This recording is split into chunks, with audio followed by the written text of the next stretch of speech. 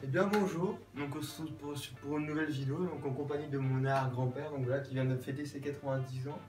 Je voulais aussi vous faire une vidéo parce que c'était ses 90 ans, et aussi parce que, comment dire, il a aussi vécu la Seconde Guerre mondiale. Donc voilà, Oui, voilà mon arrière-grand-père. eh bien, bonjour à tous. Voilà.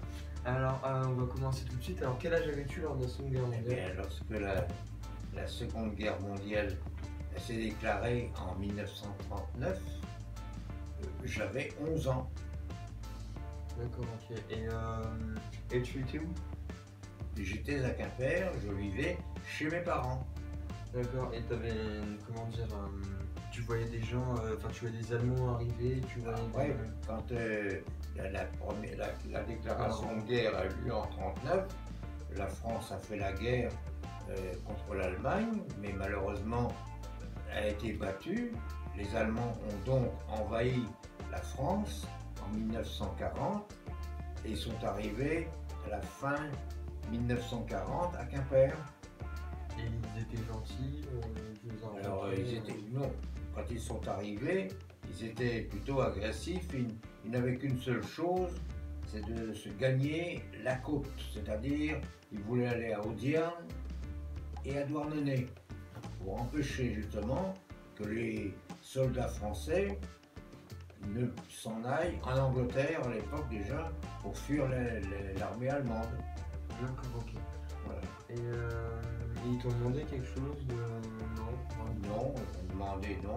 Alors, par la suite, bien sûr, ils ont envahi. Ils se sont installés dans mon quartier. Là. Ils ont réquisitionné une maison et ils ont élu leur quartier général, ce qu'on appelait la commandanture. Il y avait des officiers, des soldats, tout ça. Ils entreposaient, ils avaient des véhicules. Ils entreposaient dans leur garage des bidons d'essence. Nous avions peur que le feu se mette à l'essence. Et puis à ce moment-là, ils ont essayé de prendre des contacts avec nous. Moi, étant enfant, c'était plus facile pour eux d'essayer de nous renseigner. Ils voulaient surtout avoir de la nourriture, car ils n'étaient pas très bien nourris dans leur armée. Et ne causant pas l'allemand, ils me causaient avec des gestes, de manière à obtenir quelque chose à manger que je ne leur ai pas donné, puisque je ne l'avais moi. Personnellement, déjà, nous étions pendant la guerre, il y avait déjà des restrictions de ravitaillement et on ne pouvait pas. C'était pas mon rôle à moi d'aller donner à manger aux Allemands, puisque c'était nos ennemis, quoi. Ouais. Et t'as pas quelqu'un de notre famille qui a fait quelque chose lors de la Seconde Guerre mondiale? Non. C'est-à-dire que si, mon père a fait de la résistance, quoi. Hein. Par la suite, un an, 2 ans après, en 1943, quand la résistance a commencé l'armée clandestine est née, mon père a fait de la résistance, il était agent de liaison, quoi, avec des supérieurs, quoi. Ouais, tu m'avais pas raconté Et l'histoire de la il Réunion. réparait, étant donné qu'il était électricien automobile, il réparait les véhicules des gens qui faisaient de la résistance, qui travaillaient la nuit, quoi. Ouais. Et t'avais pas aussi fait quand t'étais petit, tu sais, quand tu m'avais dit que t'étais en vélo ou quelque chose comme ça? Là. Alors bien sûr, dans le quartier où j'habitais, les Allemands faisaient des acrobaties avec leur sidecar, ils avaient des motos avec des petites fourgonnettes. Et nous, les enfants, bien sûr, on était attirés par cela. Et nous sommes montés sur leur moto, quoi, hein, à ce moment-là, quoi.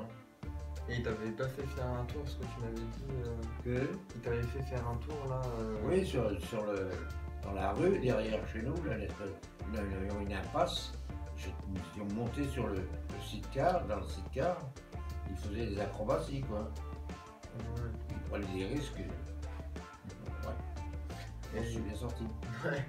Et tu m'avais parlé aussi que tu faisais de la. Tu sais, de la légion. Comment on peut appeler ça?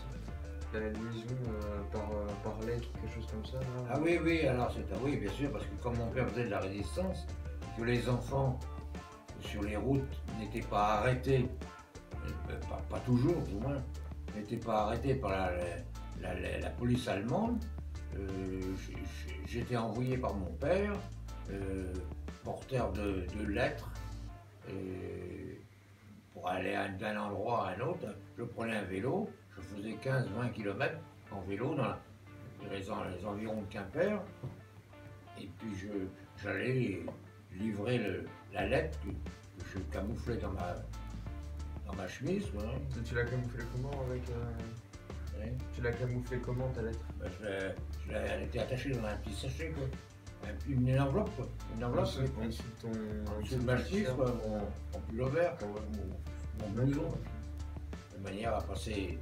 J'ai eu la chance et jamais été arrêté, quoi. Ouais, Ça aurait pu avoir des conséquences, quoi.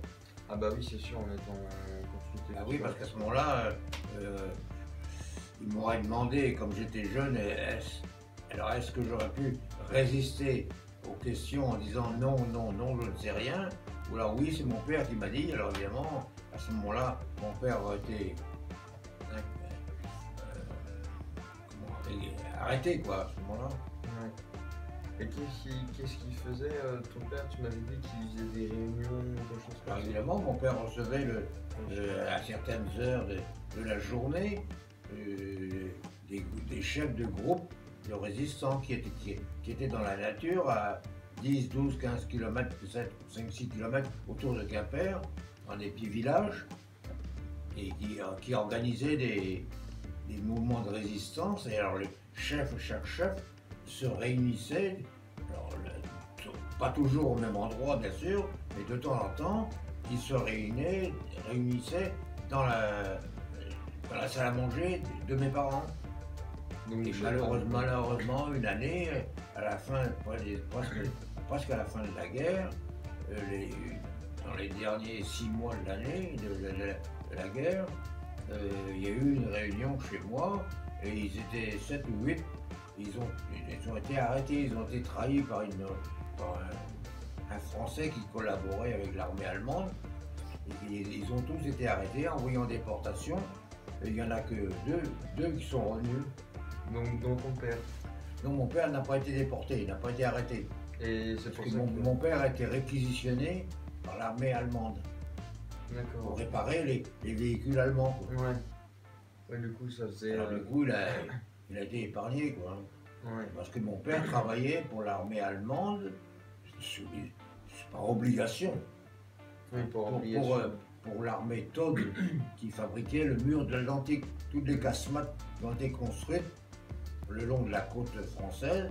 Alors évidemment, chez nous, dans le Finistère, il y a eu pas mal de casemates qui ont été construites, puisqu'il y avait une usine de galets à Pénors, non, à Tréguennec, qui ramassait les galets sur la plage, qui les broyait, mélangeait avec du ciment pour faire du béton, quoi. Et c'est avec cette matière-là qu'ils ont construit toutes les casemates que l'on voit encore, quelques-unes dans la nature, aux alentours des bords de mer, quoi, hein. Comme celle qu'il y a devant... Il y en a à Tréguennec, il y en a à Pont-l'Abbé, à Tudibe, à Begmey, à Lorient aussi, avec la base de Lorient, alors la base de Lorient, bien sûr, là, c'est autre chose. Tout ça a été construit par l'armée allemande, avec des Français qui étaient dans le bâtiment, qui avaient été réquisitionnés, quoi. Qui étaient prisonniers, mais et réquisitionnés pour travailler pour l'armée allemande, quoi. Malheureusement pour eux. Et tu me disais aussi que tu avais pris des photos aussi avec les Allemands sur le sidecar. Donc ça, par contre, je le mettrai dans la vidéo aussi. Oui, je montais sur la moto, et il y avait un dans le sidecar, dans la petite corbeille qui était accrochée à la moto. La moto s'inclinait à 60 degrés, avec une clé. Il démontait la roue, il enlevait la roue, il la faisait voir, il la remettait, il la resserrait, et le sidecar remontait sur ses roues. Tout ça en l'espace de 100, 150 mètres, 200 mètres. Ça, c'était des acrobates de la moto, hein. Ils roulaient beaucoup, il y avait beaucoup de motos en Allemagne. Et puis ils avaient des charrettes avec des chevaux. Ça, ils avaient réquisitionné à l'époque, à la campagne, il n'y avait pas de tracteur. Les cultivateurs avaient une charrue et puis des chevaux. Et ils avaient réquisitionné les chevaux pour les atteler à leur charrette pour faire leur transport de matière chez eux, quoi. Ouais, ouais. Et qu'est-ce que j'allais dire? Oui, donc si mon arrière-grand-père arrive à retrouver les photos, parce que tu m'avais dit qu'elles sont... Ah oui, j'ai Mais c'est pas grave. j'ai c'est pas quelques grave. photos, mais enfin, je ne sais pas où. J'ai regardé, je les ai cherchées tout à l'heure, là, et je ne les ai pas trouvées, je sais pas où. Elles sont quelque part, sûrement, parce que il n'y en a pas beaucoup, il y en a 3 ou 4, il y a pas... Oui, mais c'est déjà quand même hyper intéressant de trouver des photos quand même. Ouais, les photos. Et donc s'il arrive à la retrouver, je les prendrai en photo et je les mettrai sur la vidéo.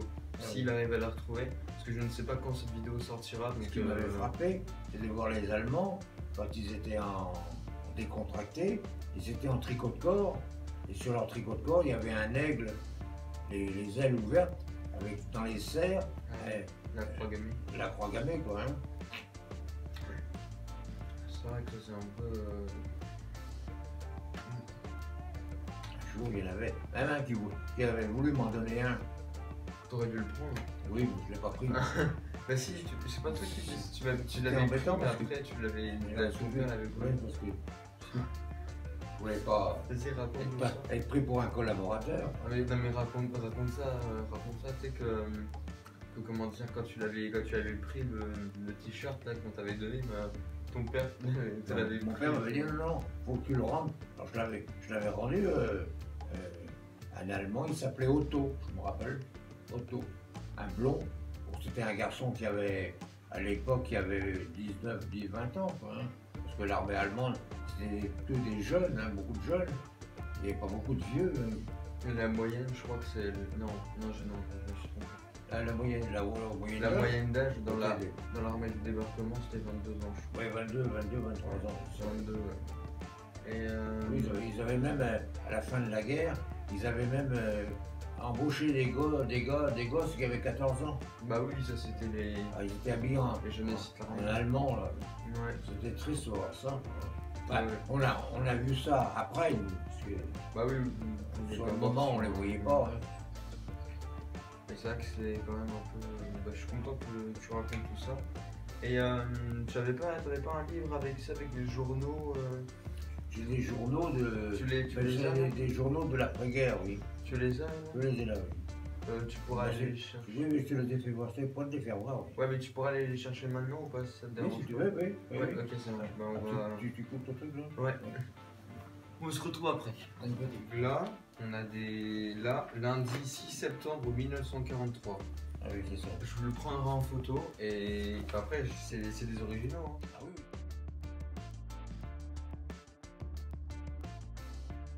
C'est des originaux, voilà. Ah oui. Donc ça, c'est... Donc comme j'ai entre les mains un journal de 1943. Hein. Ouais, mais après, là, c'était quoi déjà? C'était Paris et sa banlieue préparent les obsèques de victimes. Oui, parce qu'il y avait pas mal de morts. Bah oui, après, des fusillés. il y en a un du coup, un deuxième. Je sais pas, Canada toujours là. Ouais, 43. 43. C'est la capitulation. 45. Ça, c'est la fin de la guerre, là, C'est la 45. capitulation. L'Allemagne a capitulé sans condition. Ça, par contre, je vais le prendre en photo. Là, on voit bien l'Allemagne a capitulé. Ah oui. Là. Je vous montre un peu si vous arrivez à le voir. Parce que voilà. Et excusez-nous aussi si on parle pas trop fort, j'ai remarqué ça parce que j'ai pas pu racheter un micro-travail pour l'instant. Mais ça va venir. Il faut juste un peu de temps. Du coup, voilà, une petite parenthèse. Et là, 23 mai, 1944. 23 mai Il y a un 1944. événement quelconque. C'était quoi? Il y a pas mal de trucs. C'est le Paris Soir. Et c'est le Cardinal.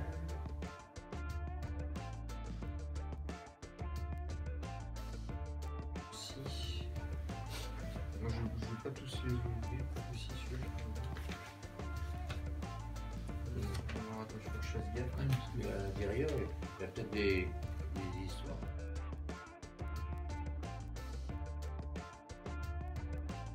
Comment dire, après après la Seconde Guerre mondiale, qu'est-ce que tu as fait? T'as fait la guerre d'Indochine? Alors après, oui, là-bas après, bon, j'ai grandi. J'ai été faire mes études à Paris. J'ai fait l'école d'ingénieur de l'école Breguet, électricité. Et puis après, quand j'ai eu mon diplôme, j'étais incorporé dans l'armée. J'ai arrêté mes études pour faire mon service militaire. J'ai pas demandé de prolongation. Je suis parti en mai 1947 et en juin 1948, non, en mai 1948, je suis parti en Indochine. Et j'ai été blessé, j'ai reçu deux balles dans les jambes et puis un coup dans le dos là. J'ai une cicatrice. Bah, tu pourrais nous raconter comment. Parce que moi tu me l'as raconté, mais. Et puis voilà. Comment t'as eu cette cicatrice? C'est-à-dire on était dans la jungle quoi. Oui, non mais. Comme les Chinois étaient dans des trous. Oui. Alors tu passais dans le chemin, tu voyais pas le trou, il était camouflé. Ouais. Il est sorti du trou avec une machette à la main. Et j'avais un copain qui était juste en face de moi. Il m'a dit attention. Je me suis baissé, et lui il a tiré dedans. Puis, mais là, malheureusement, moi il m'a un poil près, il me coupait la tête quoi. Ouais. Et voilà. D'ailleurs, tu m'avais dit qu'il s'est. Alors après j'ai été blessé, donc j'ai fait que 7-8 mois. Je suis revenu en février 49. J'ai été libéré. Alors j'ai refait des études, j'ai continué à faire des études pour avoir mon diplôme. J'ai tout de suite passé quoi. Et puis après je suis arrêté. Mon père m'a rappelé quoi. Hein.